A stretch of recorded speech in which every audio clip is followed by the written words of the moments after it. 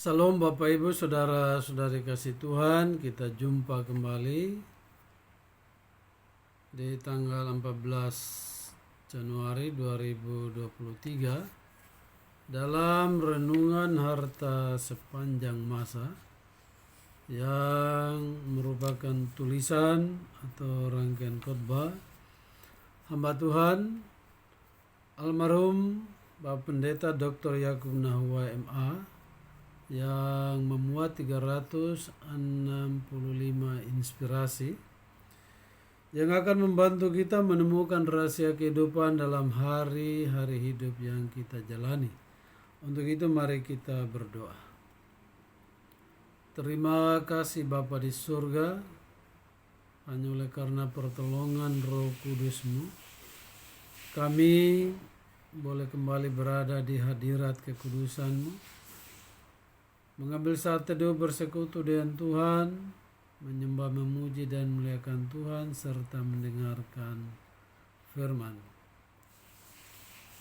Urapan Roh Kudus atas hidup kami semua, juga tempat dimanapun kami berada, sehingga pada saat kami membaca dan merenungkan firman-Mu, kami mengerti dan firman Tuhan tetap dalam hati pikiran kami untuk kami lakukan atau hidupinya dalam kehidupan kami. Di dalam nama Tuhan Yesus kami berdoa. Amin. Firman Tuhan bagi kita terambil dari Yeremia 13 ayat 23 yang menyatakan, dapatkah orang Ethiopia mengganti kulitnya atau macan tutul mengubah belangnya? Masakan kamu dapat berbuat baik, hai orang-orang yang membiasakan diri berbuat jahat? Jangan berusaha mengubah sesuatu yang tidak dapat diubah. Itulah judul renungan di pagi hari ini.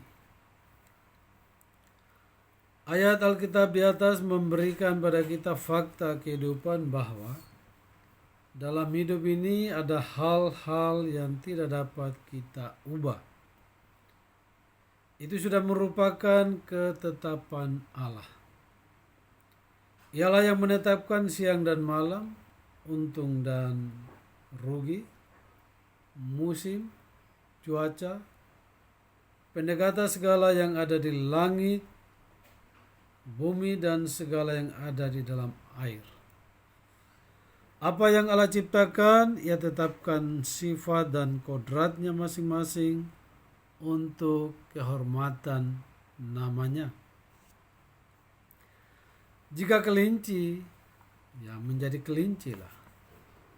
Ia memuliakan Allah yang menciptakannya.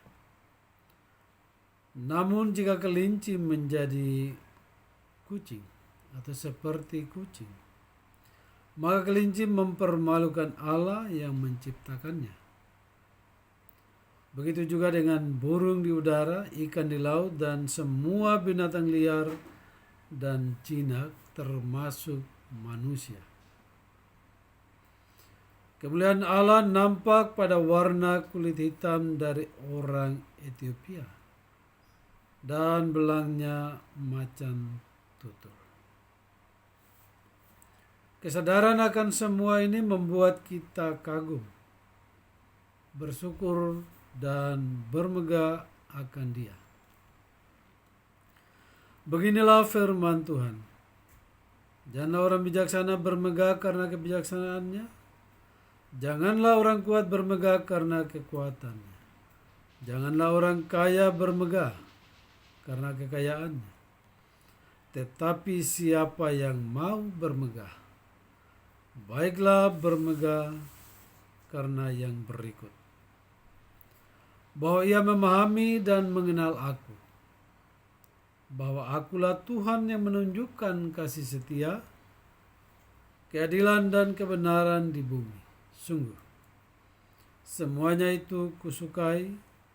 Demikianlah firman Tuhan. Yeremia 9 ayat 23 dan 24.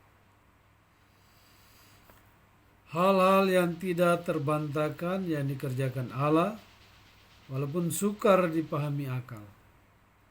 Tidak boleh membuat kita meragukan Dia dan mempertanyakan kehendaknya.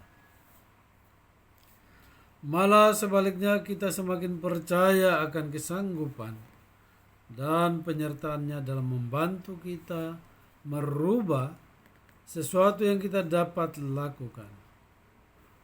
Kita akan stres, putus asa, malah hancur hidup kita saat kita berusaha merubah sesuatu yang Allah tetapkan yang tidak dapat dirubah.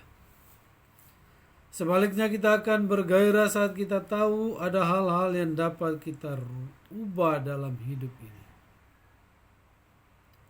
Kita dapat mengubah pola ulangi, kita dapat mengubah pohon di hutan menjadi kursi, meja, ranjang tempat tidur. Kita dapat mencangkul tanah dan menanaminya dengan tanaman yang dapat kita olah menjadi makanan yang menghiasi meja makan kita. Sehingga kita dapat mempertahankan hidup yang Ia karuniakan kepada kita. Kita juga dapat mengubah nasib kita dari keadaan miskin menjadi berkecukupan. Sekali lagi, kita dapat mengubah nasib kita dari keadaan miskin menjadi berkecukupan, bodoh menjadi pintar kalau mau belajar, terbelakang menjadi orang yang mampu mengikuti perkembangan zaman. Ya. Saat ini kita ada di zaman teknologi, ya.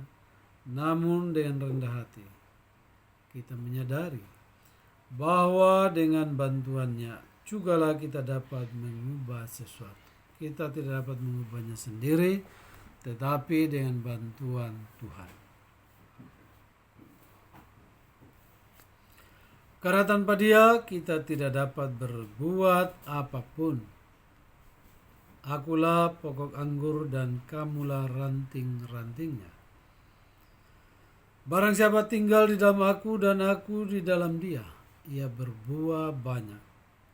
Sebab di luar aku kamu tidak dapat berbuat apa-apa.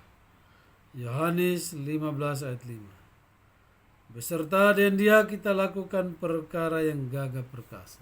Mazmur 60 ayat 14 dan 108 ayat yang ke-14.